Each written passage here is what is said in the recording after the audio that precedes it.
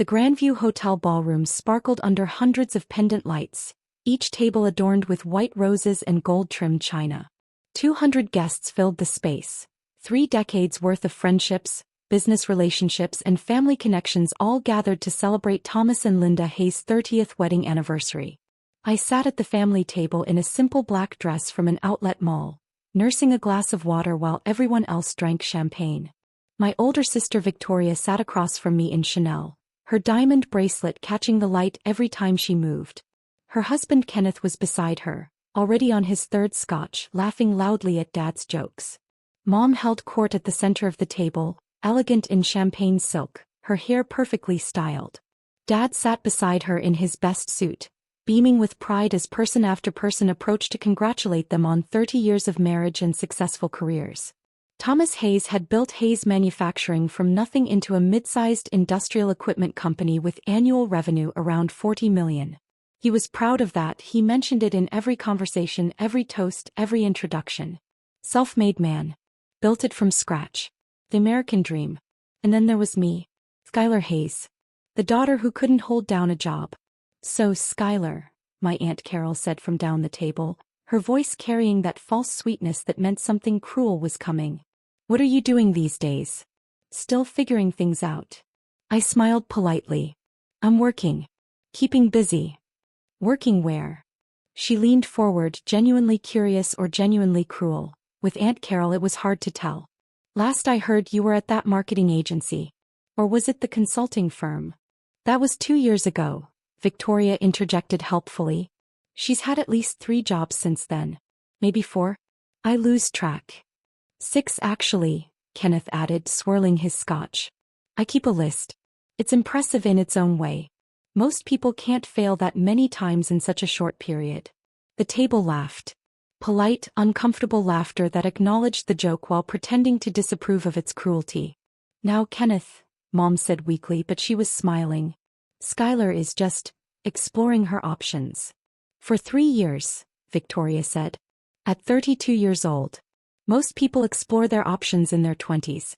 By your 30s, you're supposed to have actually chosen something." "Some people are late bloomers," Dad said, but his tone suggested he didn't actually believe I'd bloom at all. "Skyler's always been different. Less driven than Victoria. Less focused. Less successful." That was the word he didn't say but everyone heard. "I just think it's important to find the right fit," I said quietly. "The right fit," Victoria repeated mockingly. "Skyler, you've tried marketing, consulting, sales, project management, operations, and what was the last one?"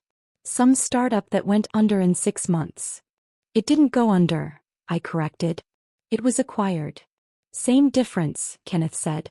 "Point is, you're 32 with no career trajectory, no savings, no property, nothing to show for over a decade in the workforce. Unlike Victoria," Aunt Carol added, "who made partner at her law firm at 30. Youngest in the firm's history." Victoria smiled modestly, but her eyes were sharp with triumph. He loved these moments. Loved being compared to me. Loved winning. "Victoria's always been exceptional," Dad agreed. "Top of her class at Harvard Law. Made partner in record time. Married a successful surgeon." He nodded at Kenneth. "Built a life we can be proud of."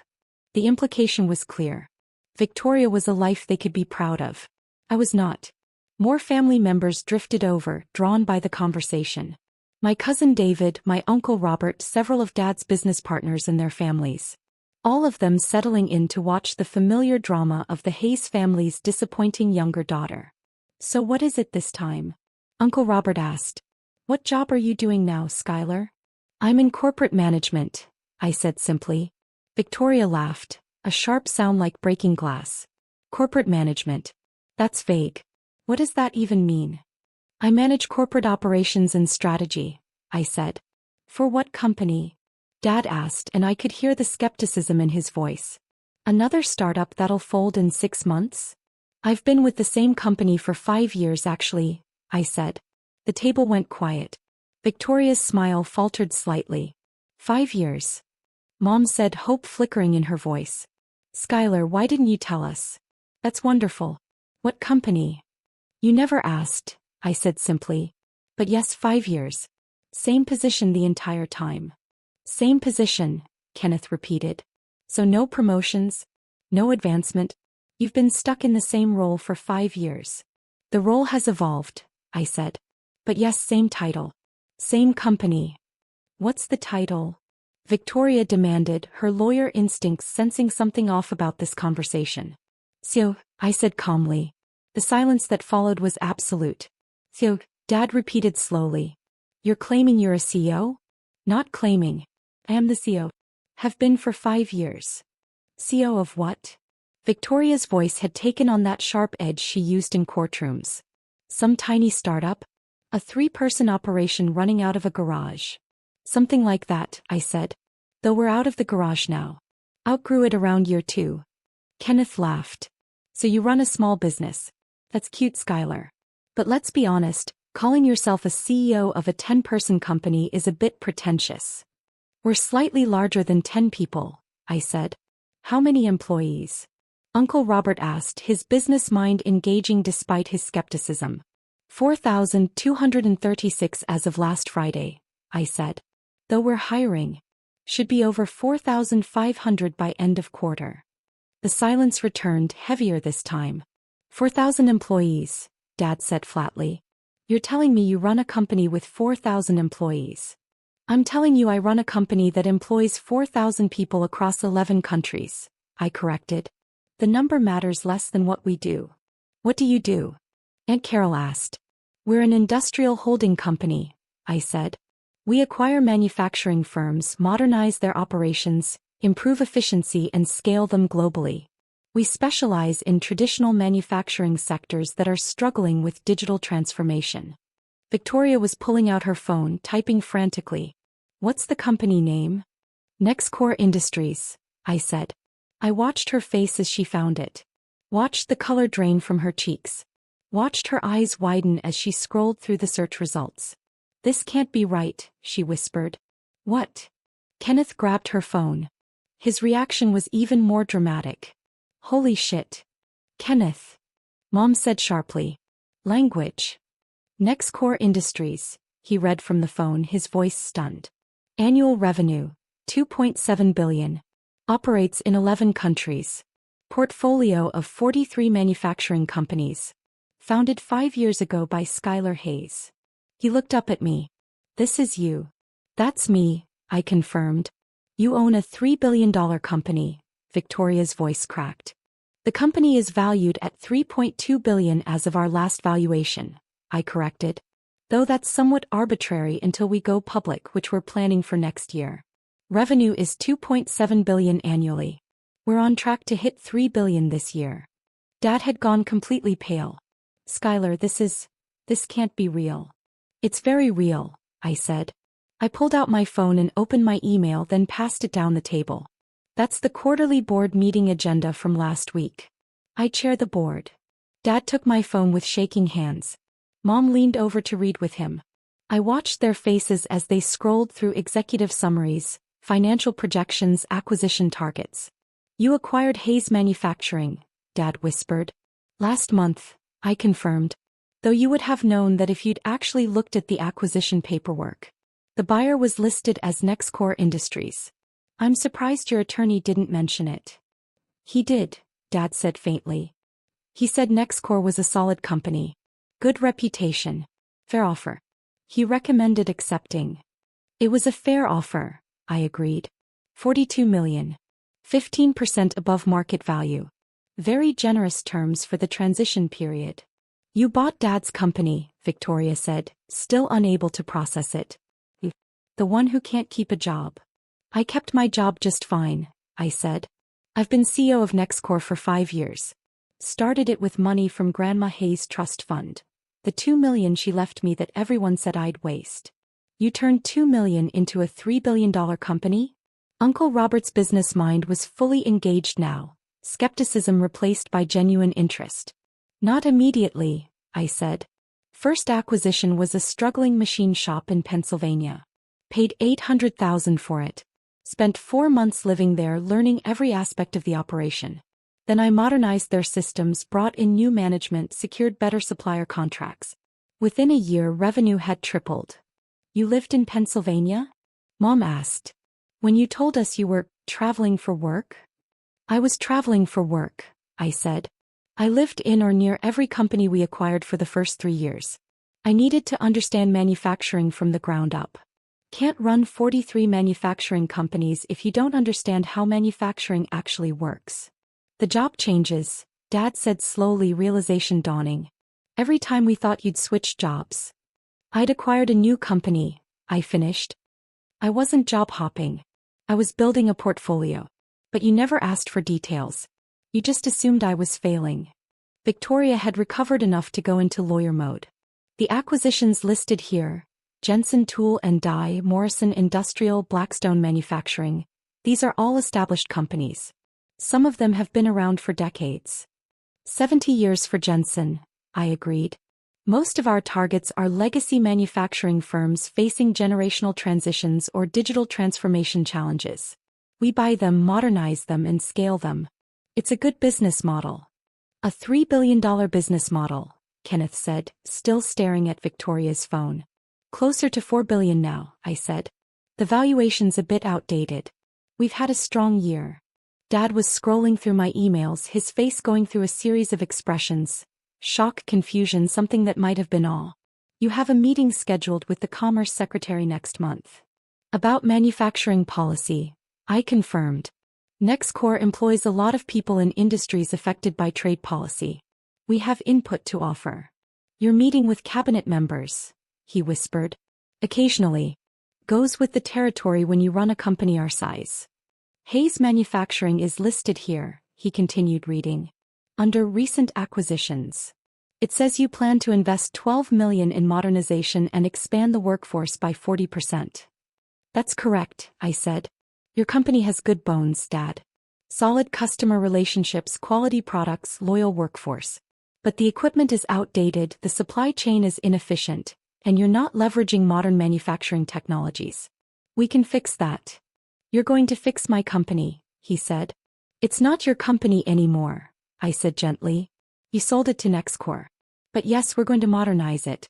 That's what we do, Dad. You're going to stay on as a consultant for 2 years at $400,000 annually. It's in the contract you signed. You'll help with the transition, introduce us to key clients, provide institutional knowledge. It's a good deal. $400,000 a year, Mom breathed. For consulting? It's market rate for someone with Dad's expertise, I said. Actually, it's slightly above market rate. But I wanted to be generous. Generous, Dad repeated numbly. Victoria had found something else on her phone. It says here you were named one of Fortune's 40 under 40 business leaders last year. Yes, that was nice, I said. Nice, she repeated. You made a Fortune list and you called it nice. What should I call it? I asked. It's good for business. Raises our profile. Helps with recruitment and partnership deals. But it's just a list. Just a list, Kenneth laughed, a slightly hysterical edge to it. Most people would frame that. Put it on their wall. Tell everyone they meet. I don't have walls in my office, I said. Open floor plan. Fosters collaboration. Aunt Carol had been silent through all of this, but now she spoke up. Skyler, you've been a billionaire this entire time while we all thought you were struggling? I'm not a billionaire, I corrected. I own about 70% of Nextcore, which would put my paper worth around $2.2 billion. But that's mostly illiquid equity. My actual net worth in accessible assets is closer to $200 million. Only $200 million, Uncle Robert said dryly. It's enough, I said with a shrug. Why? Mom's voice broke. Why didn't you tell us? Why let us think you were failing? I looked at her for a long moment. As I tried to tell you, Mom. 5 years ago when I started Nextcore. I told you I was starting an industrial holding company. Remember what you said? She closed her eyes. You said I was wasting Grandma's money on a foolish scheme, I continued. Dad said I should invest in a franchise instead. Something proven. Something safe. Victoria said I'd be bankrupt within a year. We were trying to protect you, Dad said weakly. You were trying to control me, I corrected. And when I didn't follow your advice, you decided I'd failed. Every acquisition, every company I lived in, every late night and early morning I spent learning manufacturing. You saw it all as job hopping. As failure. We didn't know, Victoria said. You didn't ask, I replied. You didn't want to know. It was easier to have the disappointing daughter narrative. Easier to compare me to perfect Victoria. Easier to feel superior. The words landed like physical blows. That's not fair, Victoria protested, but her voice lacked conviction. Isn't it? I asked. Every family gathering for 5 years, you've made jokes about my job hopping. You've pitted me, mocked me, used me as an example of what not to do. And I let you because correcting you would have meant bragging, and that's not who I am. But you're a billionaire, Kenneth said, still stuck on that fact. The company is valued in the billions, I said again. I'm just someone who built a business that turned out to be successful. The number doesn't change who I am. Dad found something else in my emails. You have an offer here from Goldman Sachs. They want to take Nextcore public. They're estimating a $12 billion valuation. 14 if we wait until next year, I said. But yes, we're planning an IPO. It makes sense for the business at this stage. 14 billion, he repeated. Though again, that's a valuation, not cash, I said. Market valuations are somewhat arbitrary. What matters more is that Nextcore will have additional capital to acquire more companies, which means saving more manufacturing jobs and bringing more facilities into the 21st century. You're saving jobs, Uncle Robert said. The acquisitions you're making, companies like Hayes Manufacturing, most of them would probably shut down without intervention. Many would, I agreed. The manufacturing sector is going through a generational transition. Founders are retiring, next generations don't want to take over, private equity firms buy and strip for parts. We offer a different model. We buy, we modernize, we grow. Everyone benefits. The selling owners get fair value, employees keep their jobs and often see better wages, and we build a sustainable business. That's actually noble, he said, sounding surprised. It's good business, I corrected. Noble is irrelevant. But yes, there are positive externalities. I'm proud of the work we do. Victoria had moved past shock into what looked like anger. All these years. All these family dinners where we pitted you. Where Dad talked about setting you up with real jobs. Where Kenneth and I bought you gift cards to help with your finances. And you were a billionaire. I never asked for pity, I said. Never asked for help. Never complained about my situation. You all decided I needed saving and then patted yourselves on the back for trying to save me. The gift cards, Kenneth said suddenly. The Visa gift cards we gave you every Christmas. $500 each year to help out. I donated them to manufacturing worker relief funds, I said. Seemed appropriate. He actually laughed at that. Of course you did. This is insane, Victoria said, standing abruptly. This whole thing is insane. You made fools of us. No, I said calmly, staying seated. You made assumptions. I just didn't correct them. That's the same thing. It's really not, I said. I never lied. I never pretended to be poor. I told you I worked in corporate management. I told you I was busy with work. I told you I traveled frequently. All true. You filled in the gaps with your own narrative. A narrative you encouraged by not correcting it, she snapped. Why should I have corrected it? I asked. So you could change how you treated me? So instead of pitying poor Skyler, you could claim credit for successful Skyler? So you could tell your friends about your impressive sister instead of your embarrassing one. That's not, she started. That's exactly what would have happened, I interrupted. And frankly, I prefer the version of you who thought I was struggling. At least that version was honest. Now I'll have to watch you all rewrite history. We always knew Skyler was special. We always supported her dreams. We're so proud of her success. The accuracy of the prediction hung in the air. Dad set down my phone carefully. Skyler, I owe you an apology. A massive apology. For 5 years I've been treating you like a failure. Making jokes at your expense. Pitying you. And you've been building an empire I can't even comprehend. Apology noted, I said. Can you forgive me? He asked. I considered the question. I don't know, Dad. Can you actually change? Can you stop measuring people's worth by traditional success markers? Can you see value in paths that don't look like yours? I can try, he said. Maybe that's enough, I said. Maybe. Hayes Manufacturing, he said suddenly. When you bought it, you could have shut it down. Stripped it for parts like you said private equity does. Made a quick profit. I could have, I agreed. Would have been profitable short term. But that's not what Nextcore does. We build. We don't destroy. The 12 million you're investing, he continued. The workforce expansion. That's real. Very real. We're installing new CNC machines, upgrading the IT infrastructure, bringing in lean manufacturing consultants. Your company will be more efficient, more competitive, more profitable. And yes, we're hiring. 40% workforce increase over 3 years. You're going to save my company, he said, and his voice cracked. It's not your company anymore, I reminded him gently. But yes, we're going to make it thrive. That's what we do. Mom had been quiet through most of this, but now she spoke. 30 years. 30 years of marriage. And on our anniversary we find out our daughter is more successful than we ever imagined.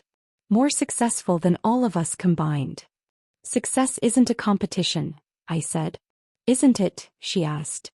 Victoria's a partner at a prestigious law firm. Your father built a $40 million company. I've been a successful consultant for 20 years. We thought we were doing well. We thought we'd achieved something. You have achieved something, I said. You've built good careers. You've provided for your family. You've created value in your industries. Those are real accomplishments. But you built a $1 billion empire, Victoria said. 3 billion, Kenneth corrected. I built a company that happened to become valuable, I said. But the value isn't the achievement. The achievement is the 4,000 people who have jobs. The 43 companies that would have closed but are now thriving. The manufacturing sector we're helping modernize. That's what matters. You really believe that, Uncle Robert observed. I really do, I confirmed. The money is just a byproduct. A useful one. It lets me acquire more companies, save more jobs, do more work. But it's not the point. What is the point? Dad asked. Building something that matters, I said simply. Creating value that lasts beyond quarterly earnings. Helping industries adapt instead of die. It's not complicated. My phone buzzed. A text from my CFO. Board meeting moved to Tuesday. Also, the Commerce Secretary's office confirmed for next month. And congratulations, you're officially on the Forbes billionaire list as of today. They're running this story tomorrow. I typed back, thanks. See you Tuesday. When I looked up, everyone was watching me. Forbes? Victoria asked, having seen me type. Just business, I said. The Forbes billionaire list, Kenneth said, having somehow read over my shoulder. That's not just business. That's international recognition. It's a list, I said. A well-known list that will be good for Nextcore's profile. But still just a list. Most people would celebrate making the Forbes billionaire list, Aunt Carol said. I'll celebrate by closing the Portland acquisition next week, I said. That's worth celebrating, saving 300 manufacturing jobs. Dad laughed, a sound that was half wonder, half disbelief. You're extraordinary, Skyler. Completely extraordinary. And I've been too blind to see it. You've been seeing what you wanted to see, I said. What fit your narrative? What made sense in your worldview? I understand it. I don't like it, but I understand it. Can we start over? Mom asked. Really start over. Get to know you. The real you. Not the struggling daughter we invented, but the woman who built this remarkable company. I looked around the table. At my parents' hopeful faces. At Victoria's mix of awe and resentment. At Kenneth's amazement. At my extended family's shock. I don't know, I said honestly. Starting over sounds nice. But it requires you to genuinely change how you think about success, about worth, about what matters. And I'm not sure you can do that. Let us try, Dad said. Maybe, I said. But not tonight. Tonight is your anniversary. 30 years of marriage. That deserves to be celebrated without my business overshadowing it. I think that ship has sailed, Mom said with a weak laugh. Probably, I agreed. But we can try. Tell me about your favorite memory from the last 30 years. Something that has nothing to do with business or success or money. Just you two being married. They looked at each other, and for the first time that evening, I saw genuine emotion instead of performance. Mom reached for Dad's hand. Our first apartment, Dad said softly. 600 square feet. Barely any furniture. But it was ours. We were so poor, Mom added. But so happy. That's worth celebrating, I said. That's what tonight should be about. Not my company. Not your company. Just 30 years of building a life together. You're right, Dad said. You're absolutely right. The rest of the evening was quieter. My family still looked at me differently, with awe, with confusion, with recalculation of everything they thought they knew. But at least they tried to focus on the anniversary. As the party wound down, Victoria pulled me aside. I've been terrible to you, she said bluntly. For years. I used you to make myself feel better. To feel superior. And you were building something I can't even comprehend. Yes, I agreed. I don't expect forgiveness, she continued. But I want you to know I see it now. I see what you did. And it's remarkable. Thank you, I said. Can we talk, she asked. Really talk? About your business, your life, everything I missed. Maybe, I said. When you're ready to listen without comparing. Without competing. Without measuring my success against yours. I can try, she said. Then maybe we can talk, I agreed. When I left that night, my phone was already flooding with messages. Forbes had apparently leaked the billionaire list early. My PR team was fielding media requests. My board wanted an emergency meeting to discuss the publicity. But all I could think about was my family's faces. The recalculation. The sudden shift from pity to awe. I wondered if they'd ever really see me. Or if they'd just adjust their narrative, turning me from struggling daughter to billionaire Sue, without ever understanding the person in between. Only time would tell. But either way, I had work to do. Companies to acquire. Jobs to save. An empire to build. With or without their approval.